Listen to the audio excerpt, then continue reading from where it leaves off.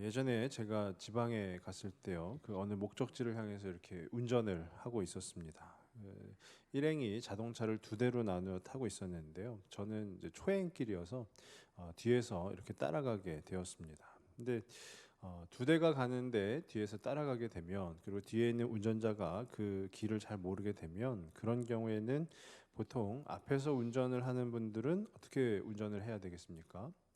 계속해서 뒤에 차가 잘 따라오고 있는지 뭐 이렇게 보고, 또그 룸미러를 통해서도 이렇게 보고 해야 되겠죠. 그런데 그 앞차를 운전하시던 분이 그 뒤에서 쫓아오든지 말든지 아랑곳하지 않고 그냥 이렇게 냅다 달려가시는 거예요. 그래서 신호등이 이제 주황색 불로 바뀌었는데, 저는 당연히 멈추겠지라고 생각을 했는데 그냥 지나가는 겁니다. 그래서 저는 그 신호대기에 걸렸고, 그래서 그 앞차를 놓쳤습니다. 길도 모르는 상황 가운데서 굉장히 헤맸던 그런 기억이 있습니다. 우여곡절 끝에 다시 그 차를 찾았습니다. 그래서 목적지에 당도하게 되었는데, 그 후에 그분을 좀 죄송스럽긴 하지만, 그분을 앞차를 운전하던 분을 제가 어떻게 생각하겠습니까? 믿지를 못하는 거죠. 그러니까 불신하게 되는 것입니다. 저는 오늘 이 말씀을 통해서 저와 우리 성도님들께 우리가 하나님을 따라가야 합니다라는 말씀을 나눌 것입니다. 그럼 필요한 전제가 무엇이겠습니까? 신뢰라는 거예요. 우리가 하나님을 따라간다고 했을 때 그 하나님을 과연 내가 믿느냐 아니면 믿지 못하느냐, 거기에 따라서 우리가 하나님을 따라가는 그 길이 바른 길인지 아니면 어려운 길인지가 판가름 나게 돼 있다라는 거예요. 오늘 이 본문 속의 여호수아도 그렇게 하나님을 따라갔고, 또 그렇게 하나님을 신뢰하였습니다. 그래서 그런 부분들을 이제 말씀을 통해서 한번 보시면은요, 이 여호수아서는요, 한 문장으로 정리를 하면, 하나님께 택함을 받은 이스라엘이, 그 이스라엘의 백성들이 하나님께서 약속해 주신 그 가나안 땅을 정복하는 이야기입니다. 한 문장으로 여호수아를 이렇게 표현하면 그렇게 되는데요.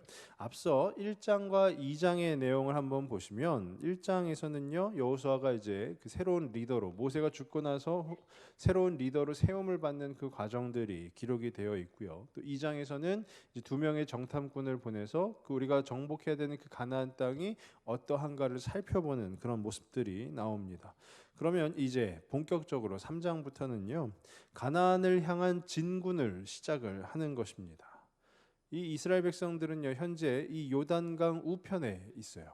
그러면 가나안 땅은 요단강 좌편에 있는데, 가나안을 향해서 나아가기 위해서는 반드시 그 요단강이라는 것을 건너야 됩니다. 강을 건너야 되는데, 그래서 오늘 1절 말씀에서도요, 이스라엘이 이제 시딤에서 요단으로 이동하였다라고 나와요.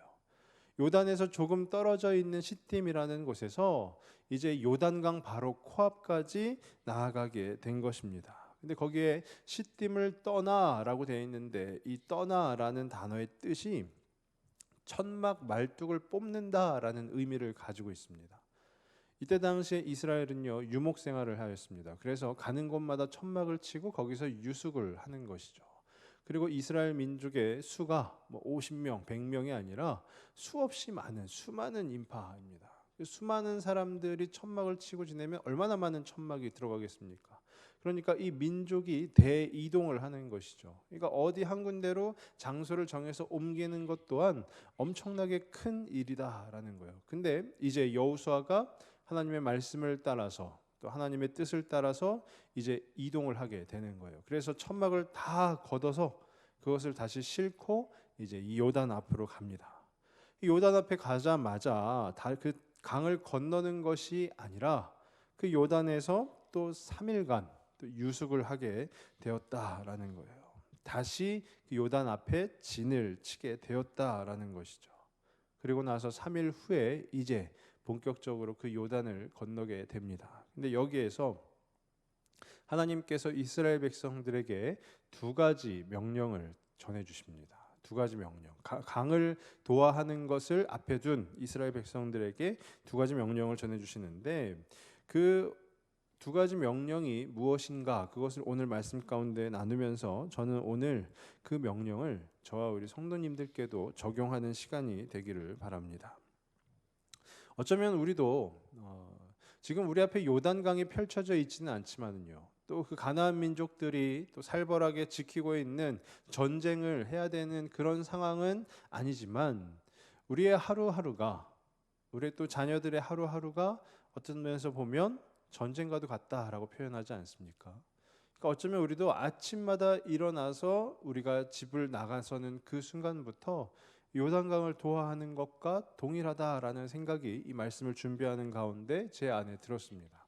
그래서 저는 오늘 이 요단강 도하를 앞두고 있는 이스라엘에게 하나님께서 더하여 주시는 그 두 가지의 명령, 그 명령이 오늘 우리 가운데에도 하나님께서 주시는 명령이라는 그런 생각이 들었습니다. 그래서 이 명령이 무엇인가 한번 살펴보시면서 또 주님 앞에 또 귀한 은혜를 나누는 시간이 되길 바랍니다. 먼저 첫 번째 명령은 무엇이냐면요, 언약궤를 따르라라는 거예요. 오늘 3절을 한번 보시면은요, 3절에 백성에게 명령하여 이르되 너희는 레위 사람 제사장들이 너희 하나님 여호와의 언약궤 매는 것을 보거든 너희가 있는 곳을 떠나 그 뒤를 따르라라고 명령을 하는 거예요. 요단에 진을 친 지 3일이 지났습니다. 그래서 여호수아를 통해서 이 관리들에게 명령이 하달된 것이죠. 그래서 관리들이 백성들을 찾아다니면서 동일하게 이 명령을 전하고 있는 것입니다. 레위 사람 제사장들이 언약궤를 메고 요단을 건널 터인데 그들이 언약궤를 메거든 너희는 그 있는 곳을 떠나서 그들을 따라가라라는 것이죠. 이것을 정확히 해야 될 필요가 있습니다. 뭐냐면요, 언약궤를 맨 사람들은 레위 제사장들이죠. 그런데 말씀 가운데 레위 제사장들을 따라가는 것이 아니라 이 언약궤를 따라가라라는 거예요. 레위 제사장들이 그들의 맡은 직무에 따라서 언약궤를 메긴 했지만 그들을 따라가는 것이 아니라 그들이 메고 있는 이 언약궤를 따라가라라는 거예요. 그러면 이 언약궤가 무엇입니까? 우리 출애굽기에 보면 모세가 하나님께 십계명으로 받은 그 두 돌판이 하나님의 그 말씀이 기록되어져 있는 그 두 돌판을 담아놓은 곳, 그것이 바로 언약궤 아닙니까? 그리고 상징적으로는 하나님의 임재를 상징을 하는 것 바로 언약궤입니다. 그러니까 말씀을 좀 풀어보면 언약궤를 따라가라라는 것은 다름 아닌 하나님을 따라가라라는 것이죠. 그래서 이 여호수아를 통해서 오늘날 이 말씀 가운데 기록된 그 어떻게 하나님을 따라가야 되느냐, 그것의 근거들을 하나씩 한번 좀 살펴보면은요. 먼저는 이스라엘 백성들이 3일 동안 대기하였다라는 거예요. 2절 말씀해 보시면 사흘 후에라고 되어 있어요. 요단에 가서 거기서 유숙을 하였는데 사흘 후에 많은 인원이 이동을 한다라고 하였습니다. 그래서 시간이 많이 필요할 거예요. 그렇지만 지금 이곳은 이스라엘 백성들이 진을 친 이곳은 어디냐 하면은요, 요단강 바로 앞이다라는 거예요. 이 요단강만 건너면 누가 있는 것이죠? 그 가나안 족속들이 있는 거예요. 이방 민족들이 있는 것입니다. 진을 치는데요, 물론 강이 사이에 있긴 하지만 저의 짧은 생각이긴 하지만 적들이 보고 있는 곳 바로 앞에 진을 치고 있는 것, 전쟁 가운데서는 매우 어리석은 생각이지 않을까라는 생각이 듭니다. 어쩌면 제가 만약에 여호수아였다면 상식적으로 밤 시간을 이용해서 요단을 도하하자. 그래서 그 다 자고 있을 그 시간에 우리가 그들을 무찌르자라고 하는 것이 어쩌면 그게 상식적으로 다가올 수도 있습니다. 하지만 이 여호수아는 철저하게 하나님의 명령에 따르는 이라는 거죠. 하나님의 말씀에 순종하는 이라는 것입니다. 그래서 어떤 성경학자는요, 이 사흘 후에라고 표현된 구절을 이렇게 해석을 하였는데 뭐냐면은 하나님의 명령을 기다린 것이다라는 거예요. 그 요단의 진을 다 치고 거기서 유숙을 하면서 하나님께서 자 이제 가라라고 하는 그때를 기다린 것이다라는 것이죠. 이것이 적합하게 저에게도 다가왔는데 왜 그런 거 하면은요, 여호수아는 철저하게 하나님으로부터 세움을 받은 인물입니다. 그리고 하나님께서 주시는 그 힘, 그 강하고 담대하라라고 말씀하시는 그 힘을 소유한 자이고요. 그리고 이 전쟁 가운데 하나님이 승리하실 것이다라는 확신을 가지고 있는 사람입니다. 그런 그가 자기의 생각, 자기의 상식, 자기의 마음대로 이 전쟁을 이끌고 나아갈 리 만무하다라는 것이죠. 그러니까 여호수아는 하나님께서 시딤에서 떠나 요단으로 가라라고 말씀하셨기에 그 이스라엘 백성들을 데리고 이동을 한 것이고요. 또 이 요단 앞에서 3일 동안 유숙을 한 후에 하나님께서 이제 가라라고 하였기에 그 백성들을 데리고 이제 요단강 도하를 명령을 내리게 되었다라는 거예요. 자기의 생각이 아니라 자기의 결정이 아니라 오직 하나님의 뜻을 따라간 그 사람이 바로 여호수아라는 것입니다. 그리고 두 번째는요, 언약궤라는 거예요.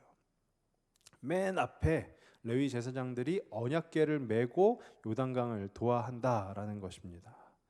지금 이 상황이 전쟁인 것을 감안한다면 맨 앞에 언약궤가 있다라는 것은 우리가 인간적인 마음으로 보았을 때 좀 무모하다라는 것이죠.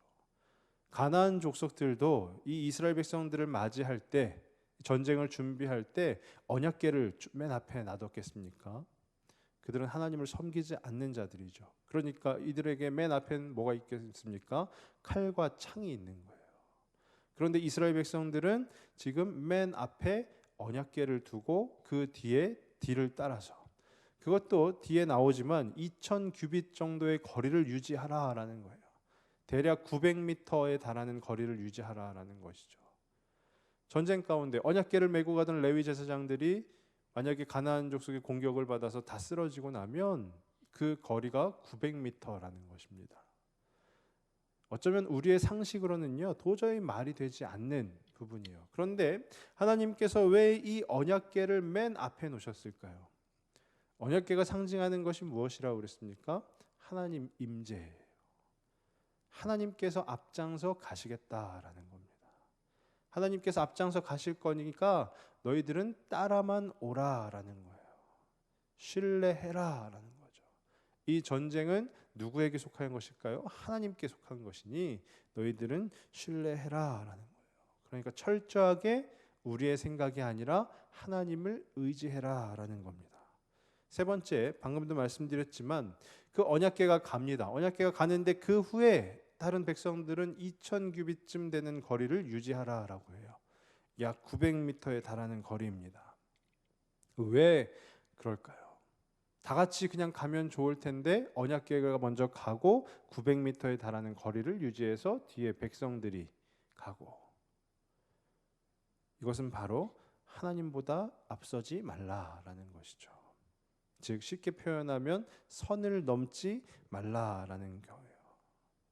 만약에 선을 넘게 되면, 우리가 언약궤 주변에서 같이 가게 되면 그 나중에 다윗이 도로 언약궤를 그 블레셋 땅에서 가지고 올 때 우리는 잘 알고 있습니다. 그 우사라는 사람이 언약궤가 떨어질 것 같으니까 어떻게 했죠? 그걸 붙잡았어요. 그런데 어떤 면에서 보면, 인간의 상식으로 보면은 굉장히 잘한 거 아닙니까? 그 하나님의 언약궤, 그 귀중한 언약궤가 땅에 떨어져서 상처라도 나면 안 되니까, 깨어지기라도 하면 안 되니까 그걸 붙잡는 것은 인간의 상식으로는 너무나 지극히 당연한 일을 한 것이에요. 그런데 그 우사는 어떻게 되었습니까? 죽었습니다. 하나님의 명령을 거역한 것으로 죽었어요. 이 언약궤 그 뒤를 약 900m에 달하는 거리를 유지해야 된다라는 것은 우리가 하나님을 절대로 넘어설 수 없다라는 거예요. 넘어서도 안 된다라는 것입니다. 그 선을 지켜야 된다라는 거예요. 만약에 우사의 행동을 통해서, 조금 비약적이긴 하지만 한번 예를 들어보면요, 언약궤 가까이 갑니다. 가나안 족속은 막 칼과 창을 들고 나옵니다. 그러면 거기서 뒤에 따르는 이스라엘 백성들이 뭐라고 얘기할까요? 여호수아, 우리의 리더 여호수아, 이렇게 가면 안 될 것 같습니다. 이렇게 가면 우리가 다 몰살될 것 같습니다. 차라리 우리도 칼과 창을 앞세웁시다 라고 이야기한다면 그 전쟁은 보나마나 뻔한 전쟁이 되는 것이에요. 그 베레스 우사 사건을 통해서 알 수 있듯이 보나마나 뻔한 전쟁이 된다라는 겁니다. 이 언약궤 가운데도 2000 규빗 그 거리를 유지하는 것 가운데에도요, 내 생각이 우선이 아니라 하나님의 뜻이 우선이다라는 거예요. 그리고 마지막으로는 이제 길을 가는데 뭐라고 표현하냐 하면은요, 4절 마지막 부분에 너희가 이전에 이 길을 지나보지 못하였음이니라 하는 거예요. 언약궤를 따라가라 라고 하면서 2000규빗쯤 유지해라 라고 하고 또 덧붙여서 하는 얘기가 뭐냐면요, 너희가 이전에 이 길을 지나보지 못하였습니다. 너희에게는 초행길이다 라는 거죠. 길을 잘 알지 못한다 라는 거예요. 길을 알지 못할 때, 제가 앞서서 그 서두에 잠깐 말씀을 드렸죠. 저 또한 초행길 길을 갔을 때 앞선 차를 따라가다가 그 차를 놓쳤을 때 매우 헤맸었다라고 말씀을 드렸습니다. 우리도 어떤 초행길을 갈 때에 그 앞선 지시해주는, 방향을 인도해주는 그 기구가 없다면, 그 장치가 없다면 어떻게 될까요? 거기서 우왕좌왕 헤맬 수밖에 없는 것입니다.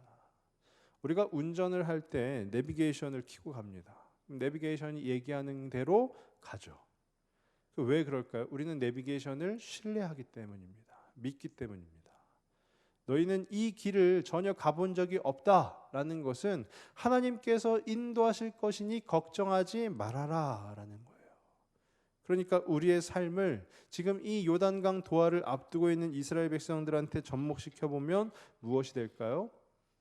나라는 한 사람이 또한 우리의 가정이 어떤 하나의 자동차의 비유를 해본다면 그 핸들을 누가 잡고 있느냐라는 거예요.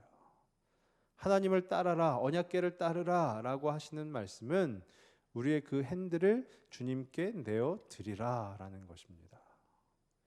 그런데 우리의 본 모습은 어떻습니까?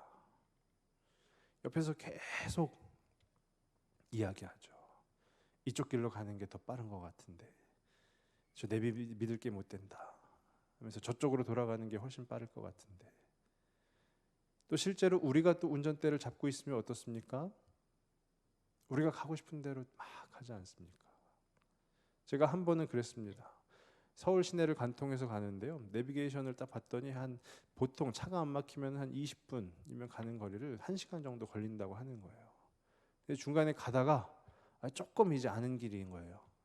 여기서 꺾어지면은 훨씬 빠를 거야 라고 꺾어졌다가 제가 내비게이션을 믿지 않고 꺾었다가 굉장히 후회를 한 적이 수도 없이 많습니다. 우리는 하나님의 방법, 하나님의 뜻을 바라볼 때 어쩌면 내 생각을 자꾸 거기에 투영을 시키고 있는 거예요. 그런데 이 여호수아서를 통해서도 알 수 있듯이, 만약에 하나님께서 이 큰 이스라엘 백성들을 인도하셔서 그 요단강을 건너시는데 그 과정 가운데 여호수아가 됐든 아니면 관리들이 됐든 아니면 그 백성 중에 누군가가 됐든 하나님의 뜻 이건 아닌 것 같아요. 우리가 지금까지 광야에서 40년 동안 살아오지 않았습니까? 그러면 이게 아니라 이런 식으로 하면 훨씬 더 나을 것 같은데요. 그런 말들이 분명히 나오지 않겠습니까? 근데 이 그리스도인이라는 것은요, 철저하게 하나님 앞에 순종해야 된다라는 거예요. 어쩌면 때로는 전혀 아닌 것 같은데, 왜요? 우리는 인생을 살아오며 연륜이라는 게 있고 또 노하우라는 게 있습니다. 그러니까 이거는 아니야, 이렇게 해서는 안 돼 라고 할 수가 있는 것이죠. 하지만 하나님께서는요, 반드시 선한 길로 인도하신다라는 거예요. 그러니까 우리가 해야 되는 것은 뭘까요? 그 언약궤만 따라가면 되는 것입니다. 내 생각, 내 마음 자꾸 거기에 또 양념을 추가하는 것이 아니라 그 언약궤, 그 하나님만 따라가면 그 길은 형통케 되어지는 길인 줄로 믿습니다. 그래서 간절히 바라기는 저와 우리 성도님들의 그 삶 가운데에서, 전쟁과도 같은 그 삶 가운데에서 하나님만 따라가실 수 있는 저와 우리 성도님들 다 되시길 바랍니다. 그럼 두 번째 명령은 무엇이냐 하면요, 두 번째 명령은 성결하게 하라라는 거예요. 오늘 말씀 5절을 다시 한번 보시면은요, 5절에 이렇게 기록이 되어 있습니다.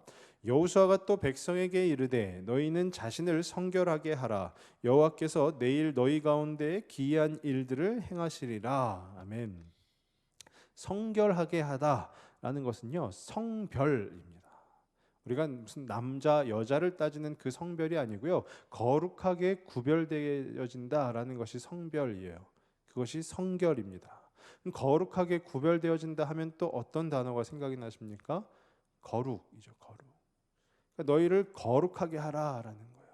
근데 이 성결은요, 이 말씀 가운데 외적인 성결과 내적인 성결을 모두 포함하고 있는 것입니다. 이 외적인 성결은 무엇이냐면요, 이 성경 번역 가운데 공동 번역이라는 게 있는데요. 공동 번역에서는 너희는 자신을 성결하게 하라, 이 부분을 뭐라고 번역을 했냐면요, 내일 아침까지 목욕제게 하여라라고 번역을 했어요. 한마디로 우리의 몸을 씻으라라는 거죠. 이게 외적 성결을 뜻하는 것입니다. 그러면 또 내적 성결은 무엇이냐 하면 우리 몸만 씻는 것이 아니라 우리의 마음, 이 속, 이 심령 또한 깨끗이 씻어라라는 거예요.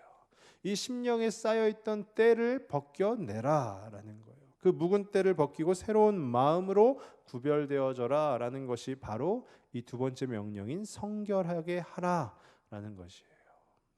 자기 자신에게 있는 하나님 앞에 나아갔을 때 무언가 걸림이 되는 그 부분을 다 내려놓아라라는 것이죠.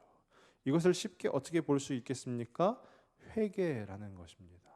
내가 회개하여서 하나님을 향해 다시금 나의 시선을 되돌리는 것, 그걸 바로 지금 성결하게 하라라는 것이에요. 그런데 한 가지 놀라운 일은 뭐냐면요, 너희 자신을 성결하게 하라라고 하고 뒤에 5절 뒷부분에 뭐라고 붙이냐 하면은요, 여호와께서 내일 너희 가운데 기이한 일들을 행하시리라라는 거예요.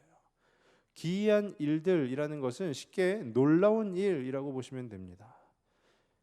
이 이스라엘 백성들을 향해서 지금 말씀을 전하여 주고 있는데 거기에 놀라운 일을 행하실 것이다 라고 한다면 그것이 어떤 전쟁의 승패를 놓고 본다면 전쟁에서 이긴다는 얘기입니까? 아니면 진다는 얘기입니까?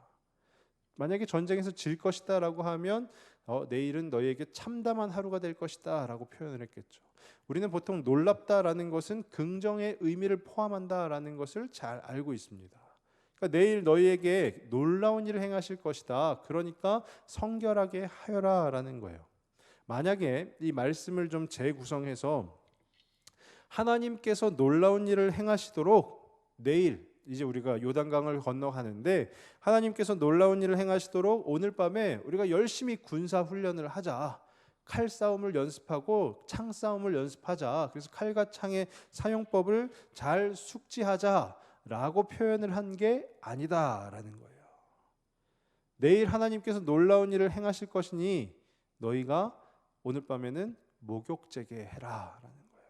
그리고 그 마음 가운데 있는 그 걸림이 되는 것들을 다 털어내 버려라라는 겁니다. 우리는 이 세상을 살아가다 보면은요, 이 거룩이라는 것에 대해서 약간의 부담이 있습니다. 특히나 우리 어르신, 우리 성도님들은 안 그러시겠지만 우리 젊은 친구들, 즉 청년들 같은 경우에는요, 거룩하다라는 것에 대한 굉장한 부담이 있어요. 왜냐하면 이제 틀에 박힌 거예요. 어떤 게 틀에 박혔냐 하면 내가 거룩하게 살기 위해서는 뭘까요? 다 포기해야 되는 거예요. 세상에서 친구들을 만나도 안 되고요. 그리고 쉽게 얘기해서 세상에서 친구들 만나서 술 한잔 해도 안 되고 이것도 안 되고 저것도 안 되고 아무것도 하면 안 되는 것, 그게 거룩한 상태라고 흔히들 생각을 합니다. 그런데 이 거룩이라는 것의 참된 의미는 우리에게 이것도 안 돼 저것도 안 돼라고 이야기하는 것이 아니라 성도에게 있어서 이 성별은, 이 거룩은 다름 아니라 우리에게 에너지가 되는 거예요. 우리에게 힘이 되는 것입니다. 내가 거룩함을 추구하였을 때 그것이 바로 내 삶의 에너지가 되어서 돌아온다라는 것이에요. 그래서 우리가 초신자와 성숙한 그리스도인을 한번 그 차이를 한번 비교해 보면은요, 살아가는 데 있어서 어떤 문제에 당면했을 때 초신자 같은 경우에는 하나님께 매달립니다. 하나님 해결해 주십시오. 이 문제 해결해 주십시오. 근데 하루 기도하고요, 이튿날부터는 어떻게 바뀔까요? 내가 기도했는데 왜 해결을 해주시지 않습니까? 라는 거예요.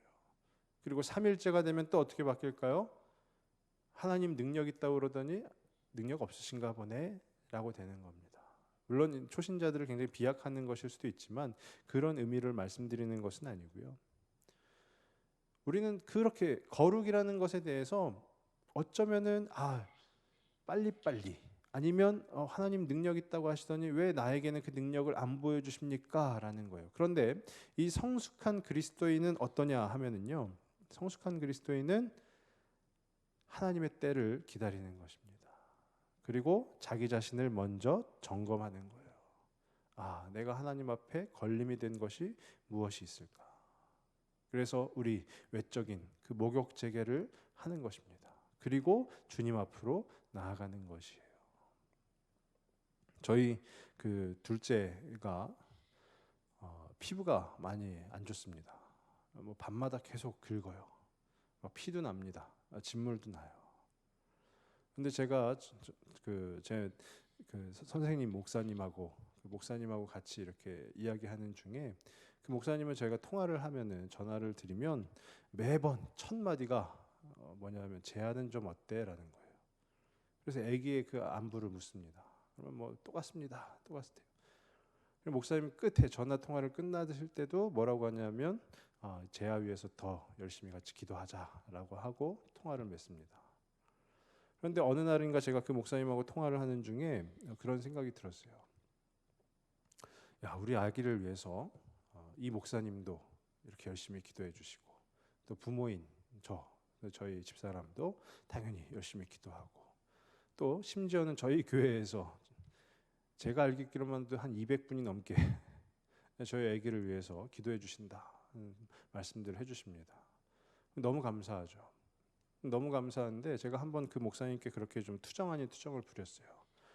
아니 어림잡아 수치로만 따져도 목사, 장로, 권사, 집사 다 하면 지금 거의 한 300명이 넘는 분들이 이 아기를 위해서 물론 알 수는 없지만 매일매일 기도하고 있는데 왜 이 아기는 안 낫는 것일까요?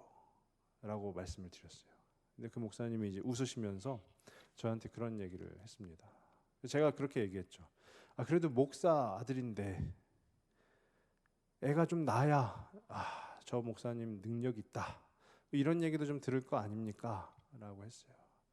그런데 그 목사님이 저한테 해주신 말씀은 뭐냐면요. 애가 안 낳는데도 불구하고 끝까지 포기하지 않고 주님을 붙잡는 그 믿음을 소유할 때 다른 분들은 그것을 통해서 은혜를 받을 것이다 라는 거였습니다. 우리 성도님들은 어떠십니까? 아마 우리 성도님들께도요 여러 기도 제목이 있으실 거예요. 그리고 그 간절한 기도의 제목들도 있으실 것입니다. 그런데 하루, 이틀, 3일, 어쩌면 한 달, 2달 이렇게 기도하는데도 불구하고 하나님께서 그 가운데 내가 원하는 응답을 들어주시지 않는다 하여서 이 중에 하나님을 멀리하실 분은 아마 한 분도 안 계실 겁니다. 하나님의 때를 우리는 계속해서 기다리고 소망하고 바라보아야 되는 것이에요. 그 하나님을 따라가면서 하나님 어찌합니까? 라고 여쭈면서 그 하나님의 뒤를 졸졸졸졸 따라다니다 보면 우리는 자연스레 성결에 이르는 그 축복을 받게 될 것이고요. 또 그 하나님과 함께 동행하는 그 참된 기쁨을 맛보게 될 줄로 믿습니다. 그것이 바로 이 요단강 도하를 앞두고 있는 이스라엘 백성들에게 하나님께서 전하여 주신 명령이라는 거예요. 저는 간절히 바라기는 이 여호수아 그리고 이 이스라엘 백성들만이 아니라 오늘 이 시간에 있는 저와 우리 모든 성도님들이 하나님을 따라가시는 그 복된 길 걸어가실 수 있기를 간절히 바랍니다. 그리고 우리 자신을 성결하게 함으로써 하나님의 그 더 크신 소망을 품는 저와 우리 모든 성도님들이 되시길 바랍니다. 그래서 하나님과 더 친밀해지시고 그 주님 앞에 더 가까이 나아가시는 우리 모든 분들 다 되시길 주님의 이름으로 축원합니다. 기도하겠습니다.